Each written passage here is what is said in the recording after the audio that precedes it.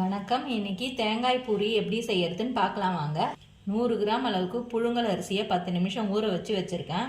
நீங்கள் சாப்பாடு வடிக்கிற அரிசி இருந்தாவே போதும். அரை முடி தேங்காய் துருவி வச்சது, ஒரு 20 மிளகு வச்சிருக்கேன். தேவையான அளவுக்கு அரிசி மாவு கலந்துக்கலாம். அரிசியில் இருக்க தண்ணியெல்லாம் வடித்து எடுத்துட்டு மிக்சி ஜாரில் போட்டு அரைச்சி எடுத்துக்கலாம். அரை டீஸ்பூன் அளவுக்கு சால்ட்டு சேர்த்துக்கிறேன். அரை கப் அளவுக்கு தண்ணி சேர்த்துக்கிறேன். நைஸாக அரைச்சி எடுத்துக்கோங்க.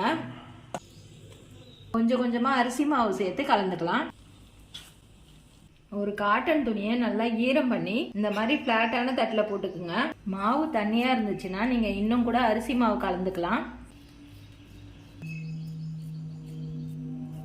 இப்போ எண்ணெய் ஊற்றி சூடு பண்ணியிருக்கேன். இந்த அளவுக்கு உப்பி வந்த பிறகு இப்போ திருப்பி போட்டுக்கலாம். இது மேலே நாட்டு சக்கரை மட்டும் சேர்க்குறேன்.